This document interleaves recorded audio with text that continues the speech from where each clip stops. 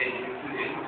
So we can do at once or at one time, gagawin natin na may bicycle as well as bicycle. Or nagtatapos na nagsasabay sila.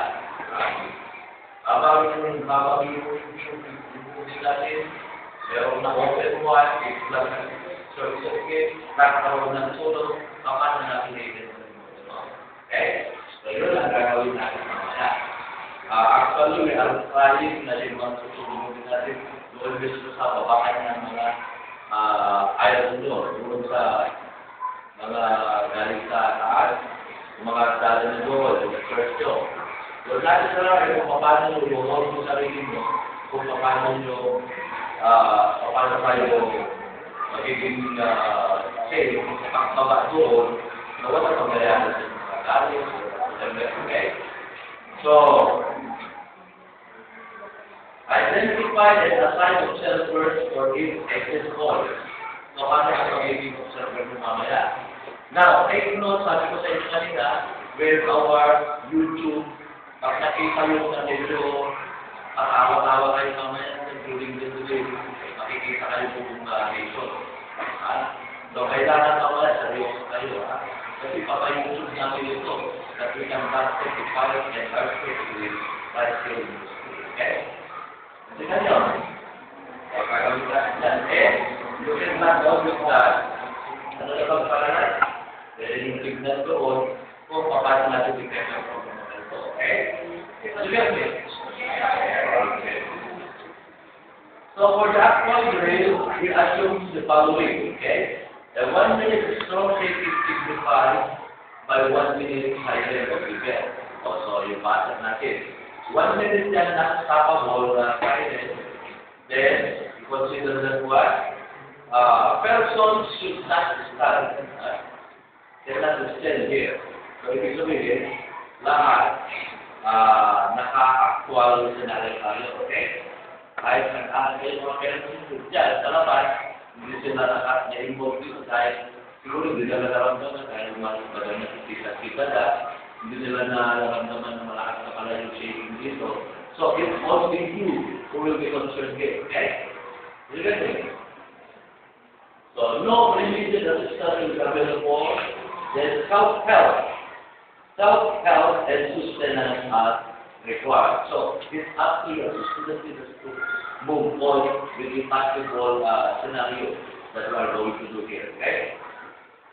Then, possible injuries will possible injuries, fear, panic among students and teachers. Kung minsan yung mga teachers ang marunong ng panic, diba? So, pag natin ng panic, di na sila makagalaw, baka sila pa yung repair case natin. So, tayo, reading the young one, we have to do something for them. Okay? So, kung halimbawa kayo yung communication sa classroom nyo, paglabas ng ganyan, tignan nyo, may iwan pa ba? So, it's your job as a junior farmer siya. It's your job na nandun pa ba? Naliwan doon. Kung wala na, kung wala rin, punta ka na rin doon sa okay? So, give instructions, reiterate that what to do. Okay? Once the silence is heard, do the proper and expected actions. So, alam nyo na kaagad, di ba? Pag nag-silent lang, what it is, continuous na silent yun, that's the time that you go on with your back overhaul. Okay?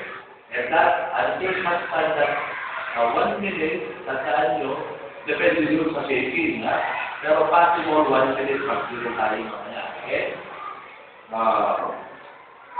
Participants during the 1 minute silence should perform the duck over the phone. After the 1 minute silence, students quietly go out of the room and continue to previously designated of the case. So after the 1 minute na nag-progress classroom, then paglabas nyo, hindi sabihin na mag-agawan din magpasuhan na. Proper pa rin na there is what we call no stampeding. Okay? kayong mag-discussion doon. Kailangan pakakal pa rin na ating mga baba. Otherwise, hawa tayo. So, yun ang mga tandaan ng mga student leaders. Okay? Sister should be extra while in the ground. So, habang takbuhan tayo dito, tapos alamin natin kung saan nagtitipid yung first year, second year, malamang tayo, okay? Yung teacher mismo ang mag-get out sa inyo. Pero kung wala yung teacher, siyempre yun, kayo, as student leader, okay? So, yun ang gagawin natin mamaya. From among you, the divine knowledge of the participate, the child security team, at Nunan.